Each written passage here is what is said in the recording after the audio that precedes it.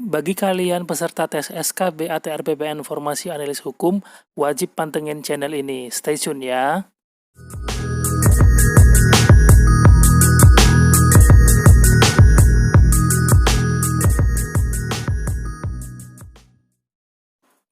Oke, kembali lagi di channel Novandani. Pada video kali ini, saya akan menyampaikan materi SKB, tes CPNS, Formasi Analis Hukum berdasarkan pengalaman pribadi, dan ada juga beberapa teman saya.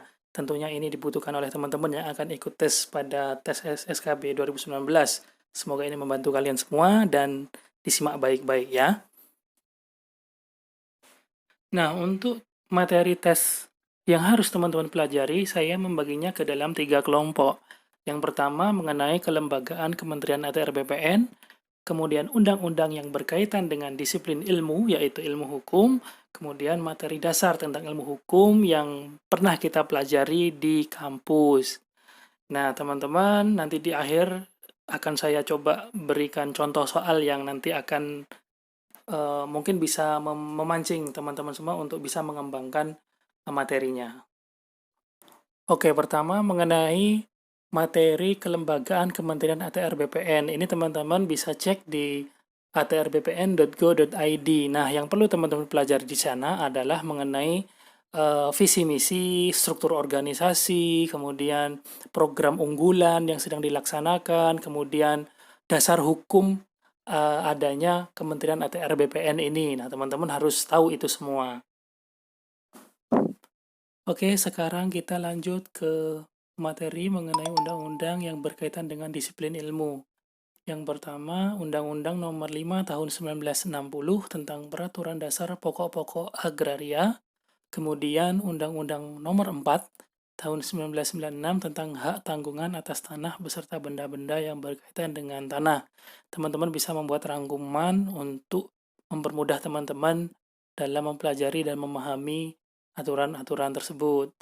Next, kita ke materi selanjutnya, yaitu Peraturan Pemerintah Nomor 24 Tahun 1997 tentang pendaftaran tanah, kemudian Permen ATR BPN Nomor 3 Tahun 1997 tentang ketentuan pelaksanaan PP 24 Tahun 1997, kemudian Permen Negara Agraria Nomor 9 Tahun 1999 tentang tata cara pemberian dan pembatalan hak atas tanah negara dan hak pengelolaannya.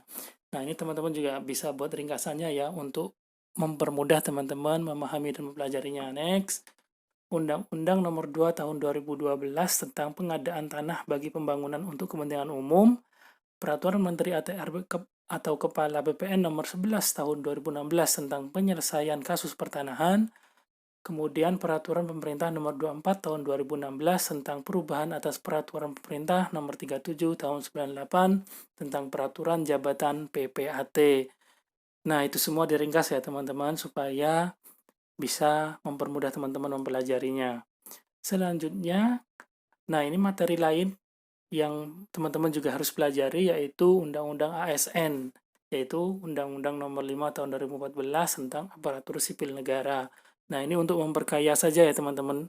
Kalau berdasarkan pengalaman yang sebelumnya, tentang ini sih tidak ada, tapi dengar-dengar tentang ini juga ada dan juga mengenai jabatan JFT atau pelaksana. Nah, itu saya juga kurang paham. Oke, selanjutnya materi dasar tentang ilmu hukum. Nah, ada hukum pidana, hukum perdata, hukum acara pidana, hukum acara perdata, asas-asas hukum pidana, asas-asas hukum perdata.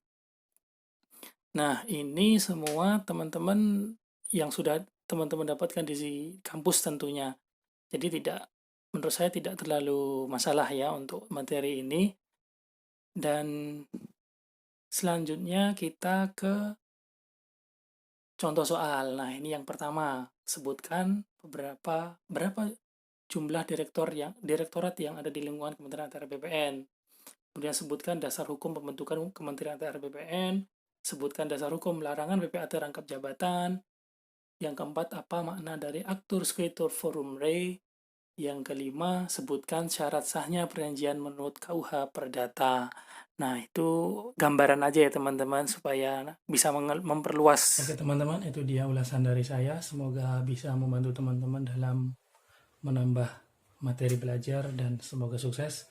Walaupun jadwal SKB belum keluar dan belum tahu kapan, tapi dengan banyaknya materi itu, teman-teman perlu persiapkan dari sekarang. Oke, semoga sukses dan sampai jumpa di video selanjutnya.